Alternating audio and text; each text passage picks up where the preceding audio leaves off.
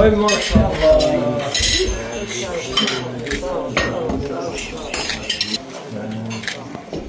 Allah başını eylemesin, canını sağ olsun. Allah size sabır versin. Allah kalanlara saklasın.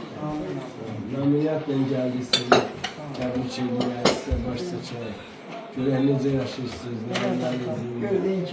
nə maşallah yaxşısınız. Həkimə demək lazımdır, aparaq. Aparaq da, bizə ona deyərik. 2-3 gündə ölürdüm, heç kefim yok. Təzyiqin var, yəni. Təzyiq, şəkər, nə bilim, İstidən dolayı. Ya uşaqlar gəlmişdi xəstəxanadan, dediklər kağız ver, verək, aparaq, getirdik. Ölüyək də.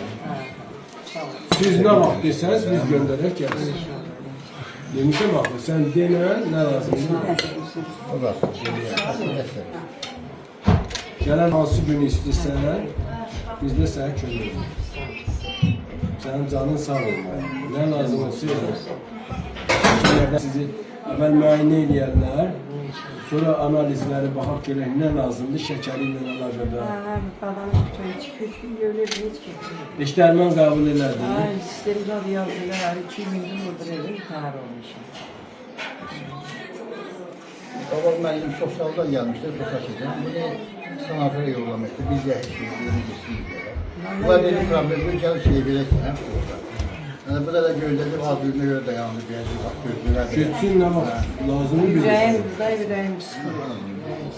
Orada belki Elə kısab qoyurlar, onunla belə qoyurlar. İstəyin. Allah sizden razı olsun. Sizden yol çəktiniz. Şılanma gedir şuralar. Sağ olun. Sağlaşacaq, yaxşı olacaq. Bizim buraya çok başlar olup ondan siz kim iş gören olmuyor. Bizde de olmaz. Bizim kent cemaati size minnettardır. Ne kent cemaati rayon alır. Minnətdir. Mən də Vallahi zaman. bize həqiqət değil. Sağ ol. Mən də Sağ olun. sizdən Allah razı olsun. Sahipsiz gelipsiniz de minnettar. Allah kömək. Kəmiləş. Səndən qoy. Əyləş. Əyləş səndən bu şəkildə.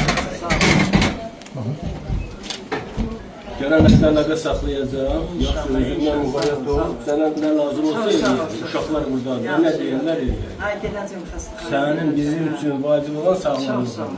Qızların da, sizin də əliz qolunuz var olsun. Süpəz açın. Çox gözəl yeməklər. Vaxt olsaydı, axşam da gələrdi.